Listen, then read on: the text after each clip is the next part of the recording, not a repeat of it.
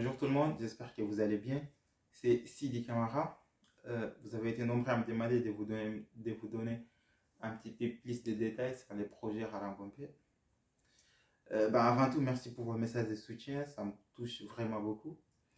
Alors, le projet Ralangompé, je pense que pour mieux comprendre les projets, c'est que je vais vous parler un peu de mon histoire, pourquoi l'idée et tout ça, de mon parcours scolaire et tout. Alors, pour ceux qui ne me connaissent pas, je m'appelle Sidi, donc j'ai 27 ans, bientôt 28. Je suis dans le monde de l'informatique, plus précisément dans le monde de la big data. Alors, je viens d'un tout petit village aussi de la Mauritanie qui s'appelle Tachot. Donc, c'est là où j'ai commencé mes études primaires. Donc, c'est là où j'ai passé tout ça. Puis le collège et le lycée à Sélibavi. Donc, c'est la capitale régionale du Guidima. C'est là où j'ai fait. Alors, donc, depuis tout, étant tout jeune, donc Tachot, il faut savoir que le soniqué est parlé par la majorité de la population, pour ne pas dire la quasi-totalité. Donc c'est ce qui veut dire que étant petit, j'avais pas l'opportunité de parler les autres langues. Voilà. Malgré que moi j'avais le désir de parler le hassaniyeux, le hassaniyeux ça va, je parle un petit peu à l'époque. L'arabe, le français, voilà. Donc, sauf que malheureusement, j'avais pas eu l'opportunité de parler toutes ces langues-là. Tu vois, en fait, à l'inverse des enfants dans les grandes villes comme Nouakchott, qui parlent quasiment toutes les langues du pays. Et voilà, donc des gens comme moi qui sont nés dans les petits villages, on n'a pas cette opportunité. Euh, Lorsque j'ai commencé les études, quand je pars à l'école, les cours ce soit en français ou en arabe. Et moi, je comprenais aucune de ces deux langues. Et c'est juste malheureux le problème en fait. Donc à l'époque, j'avais des très bonnes notes en arabe, en talbet islamiyé, en français et tout ça. Sauf que c'est ce qui a fait que j'avais des bonnes notes, parce que je mémorisais tous les cours. C'est pas parce que je comprenais, mais je mémorisais tout. Vu que j'étais jeune, donc j'avais le temps de tout mémoriser et tout. Donc lors des devoirs, j'écris tout. Malgré que j'ai pas compris, donc j'avais des bonnes notes.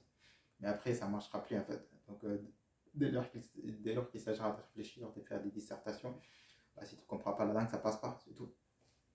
Alors, il faut savoir que même c'est ce qui a été recommandé par un récent rapport de la Banque mondiale, il préconise d'étudier, d'enseigner les jeunes dans les langues qu'ils comprennent. Donc, ça les permettra de plus comprendre les cours et surtout, ça les permettra d'apprendre une autre langue plus facilement. Alors, donc, imaginons dans le cas de la Mauritanie où il y a quatre langues ou cinq langues. Ok, s'il est à dire que donc on va enseigner chaque enfant dans sa langue natale, ça sera compliqué en fait. C'est coûteux pour l'État. Je pense pas qu'on a le moyen. Donc c'est malheureux, mais je pense pas qu'on a le moyen. Et même si l'État a le moyen, donc ok, là, imaginons qu'il est dans un soniqué, on va essayer de trouver un prof soniqué pour toutes les écoles des villages soniqués. C'est ce qui sont énormes pour tous les niveaux.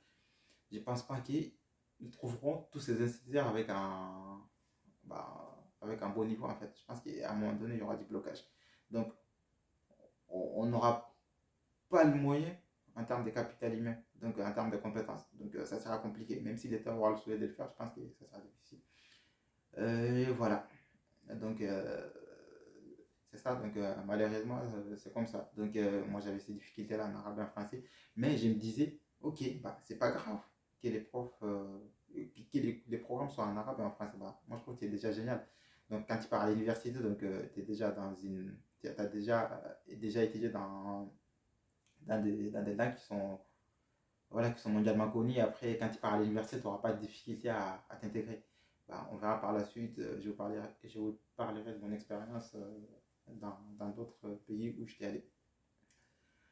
Alors, donc, si les profs m'enseignaient l'arabe, mais en m'expliquant en sonique, ça me permettra de plus comprendre. Prenons un exemple. Si le prof me dit euh, euh, Ahmed Zahabé il al-madrasa. Ahmed Zahabé il al-madrasa. Mais tu me dis ça, tu me le dis en arabe, tu m'expliques en arabe. Moi, je ne comprends pas cette langue, je ne peux pas le comprendre. Mais imaginons, tu me dis Sidi Zahabé, tu me l'expliques en sonique, Sidi Daga, il al-madrasa, à l'école. Là, ça me permettra de facilement comprendre en fait. Non seulement j'aurais pas de difficulté à comprendre le sens de la phrase, mais en plus, d'avoir d'autres mots dans mon dictionnaire en arabe. Donc, désormais, je saurais zahebe, ça veut dire quoi, madrasa, ça veut dire quoi dans ma langue. Donc, ça me permettra non seulement de comprendre mieux la phrase, mais également d'apprendre d'autres nouveaux mots. Donc, c'est ce que je me suis dit en fait. Bah, si on donnait la possibilité aux instituteurs d'expliquer les programmes dans la langue natale des enfants, ça serait plus facile à comprendre. Ok, mais malheureusement, ça aussi, ça passe pas toujours. Bah, parce qu'en Mauritanie, il faut dire qu'il y a toutes les langues. Donc, dans une classe, il y a tous les enfants de toutes les couches sociales. Et tout le monde ne parle pas la même langue. Mais ok, un prof ne peut pas parler que 5 langues, c'est difficile. Donc, il y a un blocage partout. C'est pourquoi l'idée de Haran Kompé, ben, je vous l'expliquerai. Donc, je vais continuer à vous parler de mon parcours. Donc, c'est ça, école primaire Tachot, lycée, collège, Célibabi, sauf l'année des bacs où j'étais allé à Nouakchott. Donc, j'étais allé au lycée Al-Baraka, je faisais terminal C.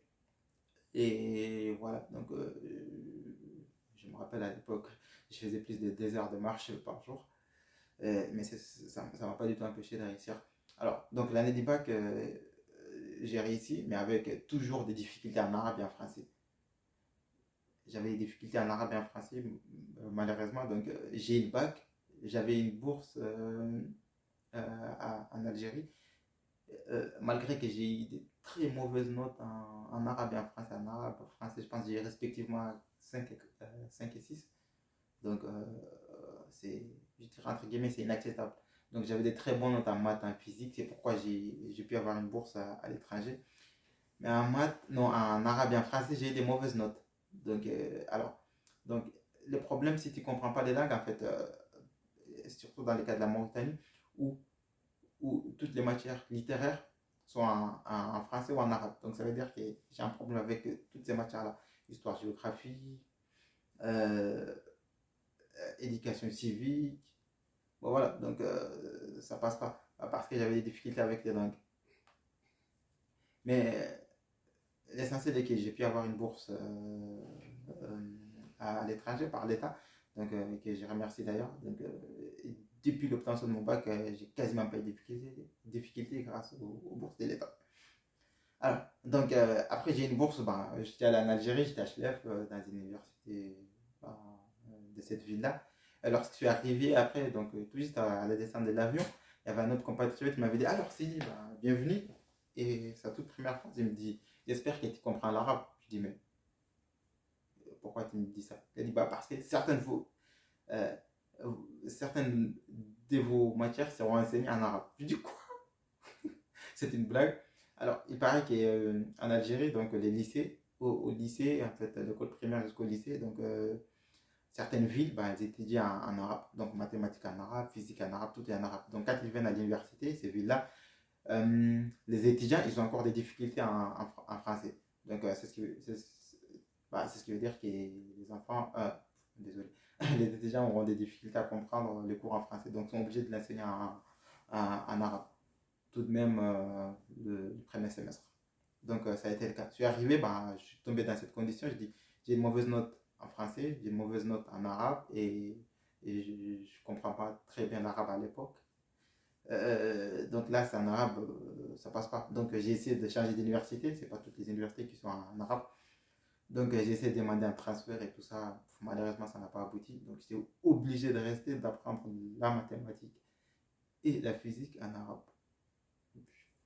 Je dis ok, bon, quand on n'a pas le choix, on n'a pas le choix.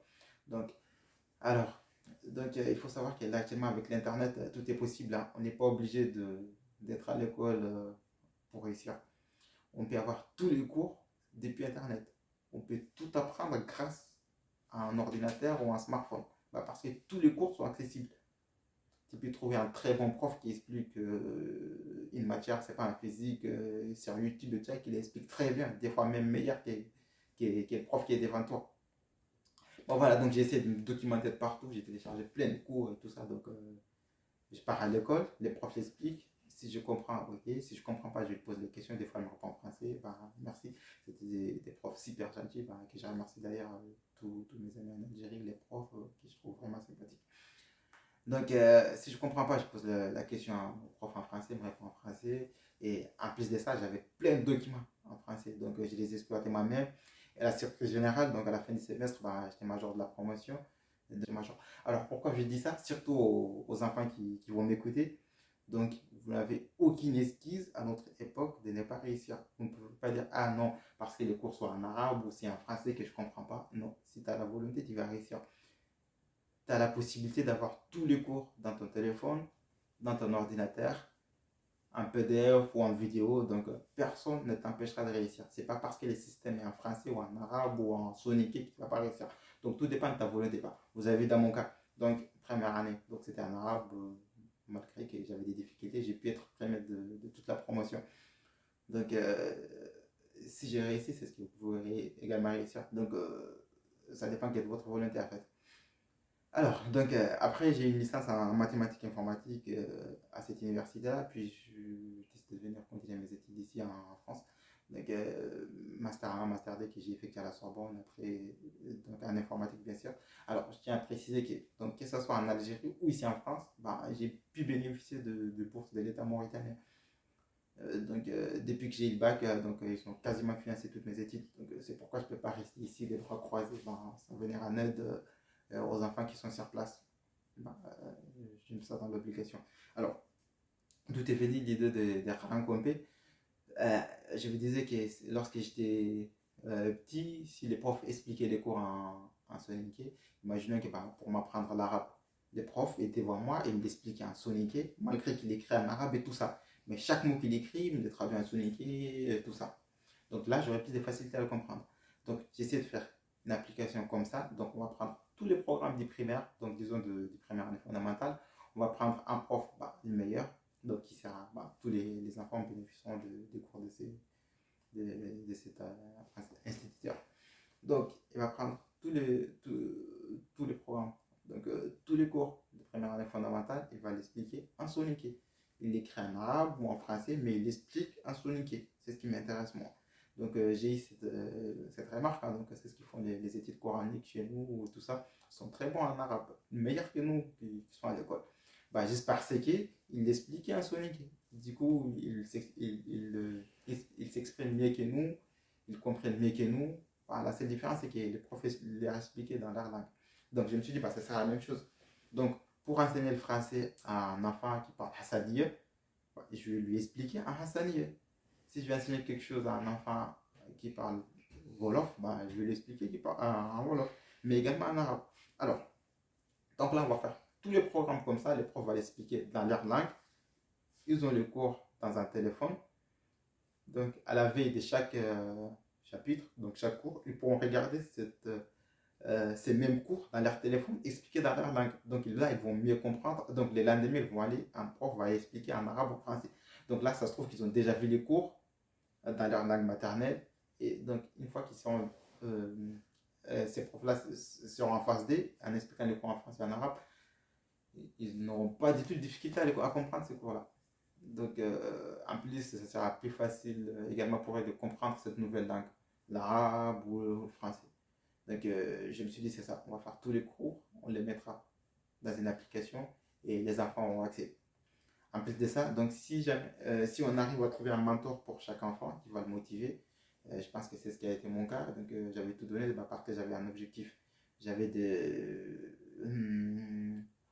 j'avais des oncles qui avaient un bon parcours scolaire. Donc, je les prenais comme modèle. Donc, j'ai suivi leur pas. Donc, si on arrivait à trouver un mentor pour chaque enfant, grâce à cette application, qui lui donne des conseils, ou juste lui partager son expérience, hein. Donc, ça va l'encourager. Et voilà. Donc, comme on dit, celui qui ne sait pas où il va, ça le retrouvera ailleurs. Par contre, s'il a un mentor qui lui guide et tout ça, j'ai fait quelques expérimentations dans ce sens-là. En gros, sur ma page YouTube, donc j'ai invité des étudiants ou encore des professionnels dans leur domaine qui nous parlent de leur parcours. J'ai vu l'impact sur les jeunes, donc ça les intéresse vraiment et ça les pousse à continuer leurs études. Donc c'est ça. Donc pour résumer, une application qui va contenir tous les programmes du primaire expliqués en langue locale et un mentor pour chaque enfant. Donc en résumé, c'est ça. Voilà, donc c'est tout bon et n'oublie pas de nous suivre sur les réseaux sociaux, allant sur YouTube ou encore sur Facebook. Voilà, donc en vous remerciant d'avoir écouté mon discours jusqu'ici et je vous dis à très bientôt.